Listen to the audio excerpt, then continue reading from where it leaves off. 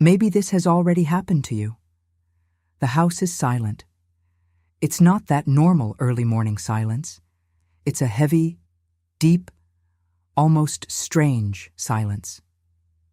You walk down the hallway slowly, trying not to make any noise, and for a second, just for a second, you have the feeling that you are not alone. It's not clear thinking. It's not a souvenir you decide to bring. It's almost physical, as if something had passed through there, as if someone had just walked through the hallway. And then, for a moment too quick to explain, you can almost hear the sound of paws on the floor, that sound you knew so well, the light pace walking around the house, the sound that once meant company, the sound that before said, without words, "I'm here." But he's already gone. You know that. You were there that last day, maybe holding his head, maybe looking into his eyes, maybe trying to be strong as he took his last breaths. And yet, sometimes the body reacts as if he were still around. Many people who have lost a dog experience something similar. They enter a room in the house and for a second look at the place where he used to lie. They arrive home and still expect to hear footsteps running towards the door. They wake up in the middle of the night and feel that strange urge to check if he's sleeping in his usual place, as if some part of the world was still organized the way it was before. And the most curious thing? It's just that this doesn't just happen in the first few days.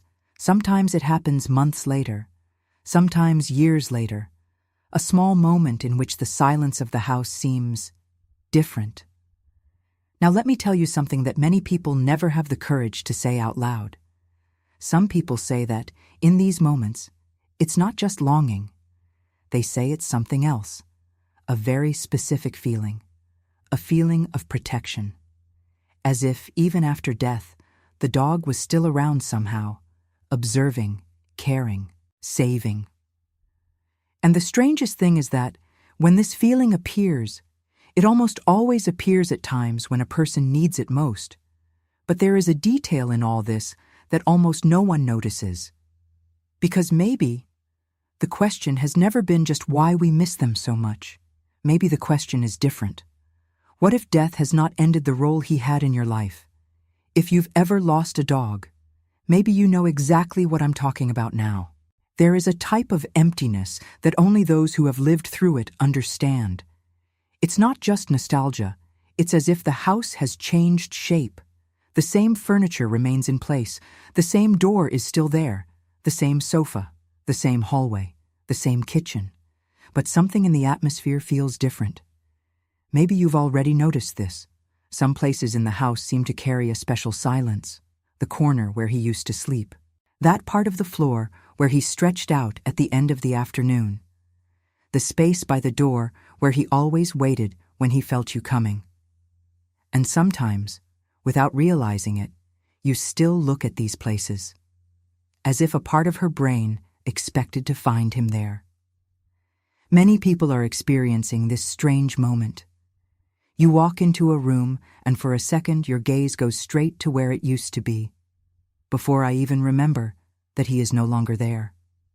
It's automatic, as if your body's memory hadn't yet been refreshed. Maybe you also remember the sound of his paws running around the house. Each dog has its own rhythm. Some walked quickly, others had lighter steps, but those who lived together recognize that sound even in the midst of other noises.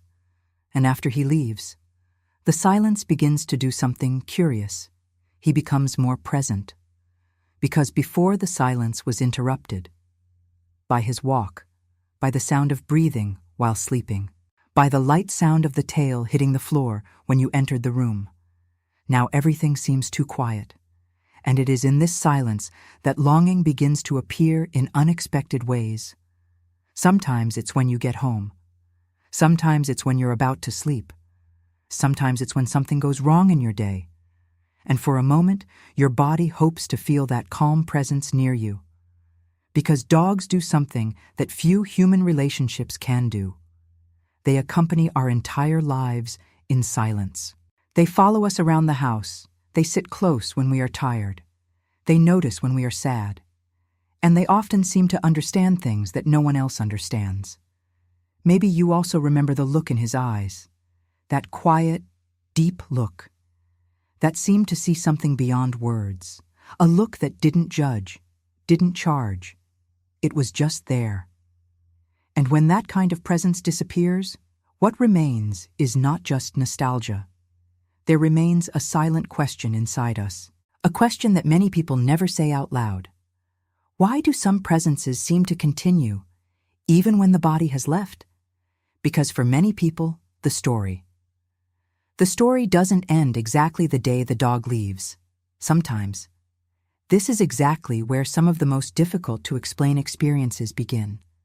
And this is exactly where one of the hardest parts of grieving a dog begins.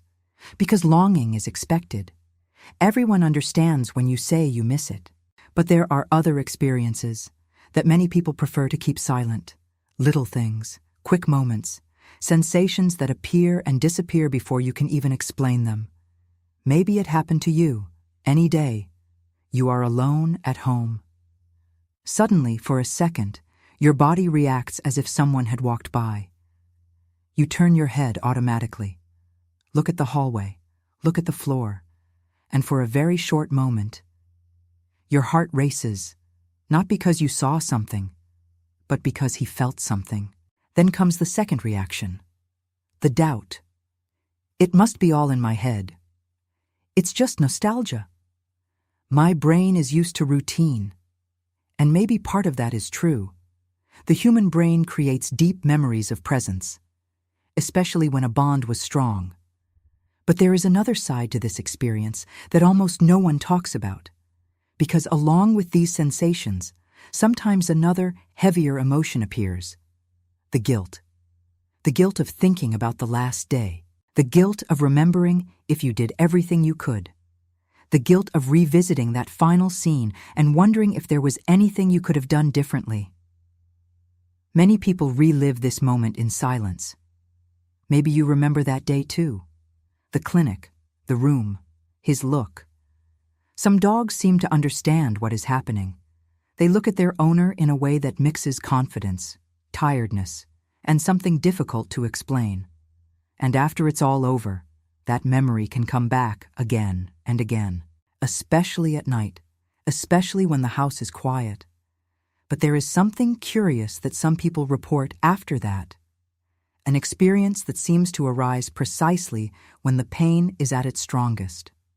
A woman once said that, weeks after losing her dog, she began to notice something strange.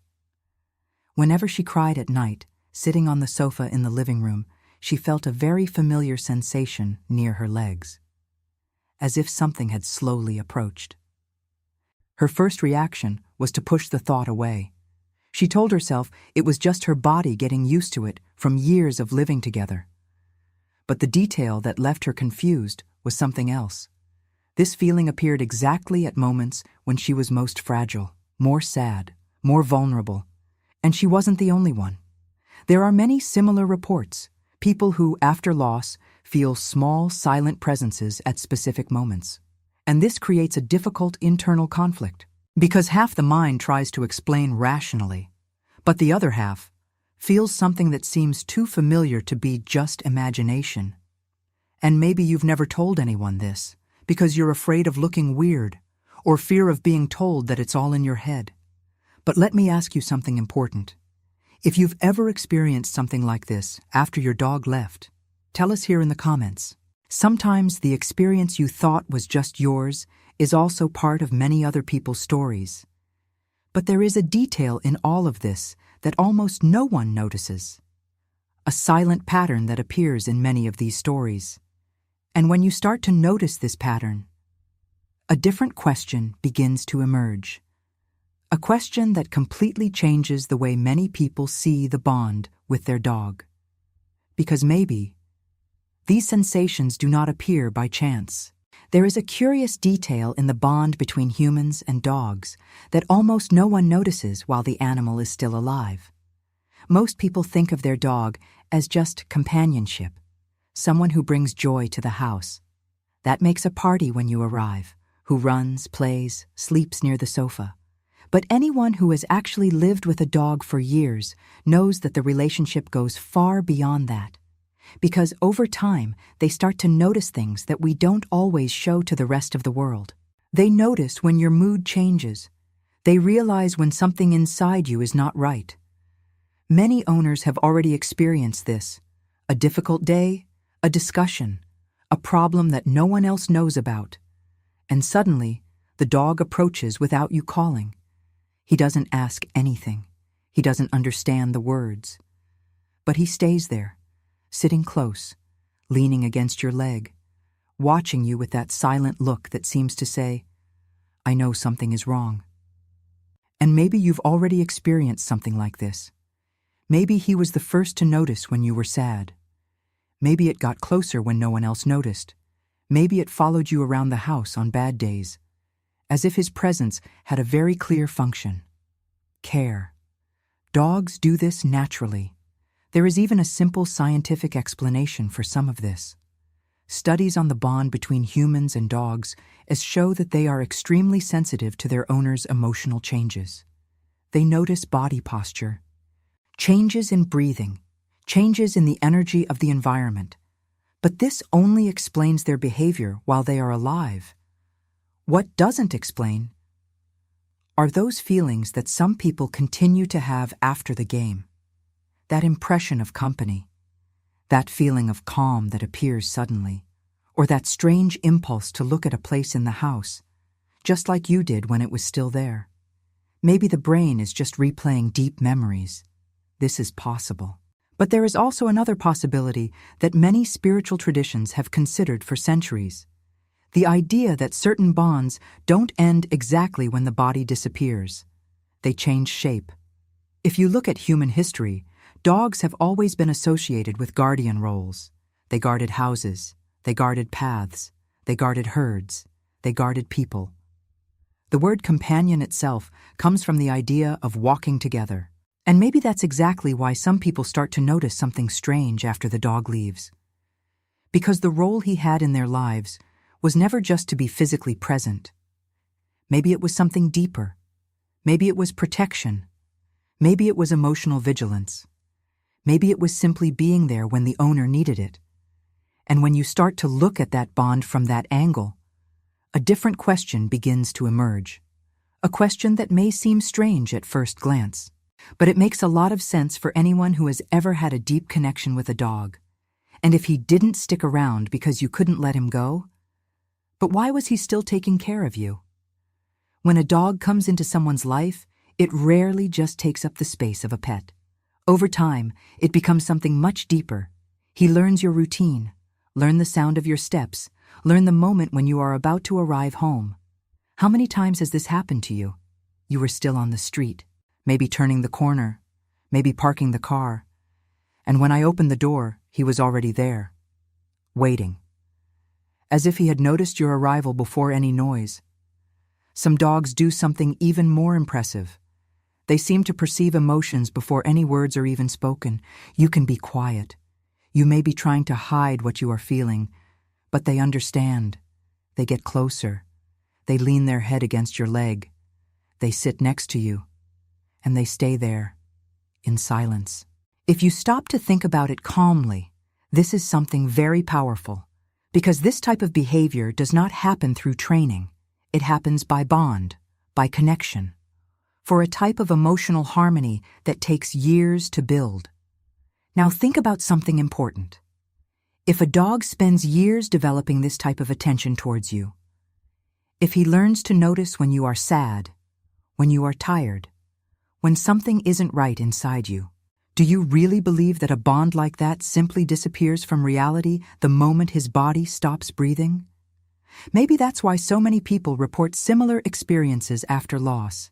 Moments when they are experiencing something difficult, a heavy day, a complicated phase of life. And suddenly, that silent sensation appears, as if someone was nearby, not in a scary way, but in a familiar way. Calm, almost protective.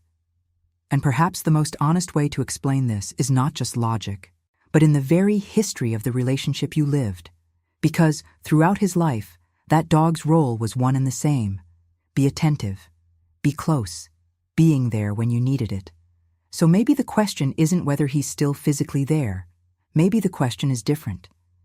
If his care was always so deep, why do we assume it would disappear completely? There is a phrase that many people who study deep bonds between humans and animals often say. A simple sentence, but it makes a lot of people stop and think. Some dogs don't disappear from their human's life. They just exchange the body for surveillance. And when you look back and remember how he watched you, how he approached us in difficult times, how he seemed to notice his pain before anyone else, this idea starts to make more sense than it seems at first glance. Think with me for a moment. That look he had, the way he followed you around the house, the way he always wanted to be around. Do you really believe that love like that just fades away? Or could it be that, in some way, that we haven't yet been able to measure? Do some bonds continue to perform the same function they always had? Because perhaps the feeling of presence that some people report don't just be memory. Maybe it's continuity. Maybe it's the same care, just in another form. But here, there is a truth that many people need to hear. Why feel this presence? As comforting as it is, it doesn't mean that the heart stops suffering. Because there is a part of this story that almost no one talks about. Feel the presence. Feel signs. Feel that feeling of protection. It may even bring comfort for a few moments. But that doesn't solve something much deeper that happens inside those who have lost a dog. The mourning. And mourning an animal is no small mourning. In fact, he is often one of the quietest and most misunderstood people around. Because those who have never experienced this relationship tend to minimize the pain. Some people say phrases like, "It was just a dog." But those who lived know that it wasn't. It was someone who was there every day, someone who followed phases of your life, someone who was there in moments when no one else was. And when that presence physically disappears, not just the company disappears. The problem is that many people try to deal with it by just waiting for time to pass. They believe that, over months or years, the pain will simply disappear. But what often happens is different. On the outside, life goes on. You get back to the routine, get back to work, back to responsibilities. But inside, some emotions remain trapped.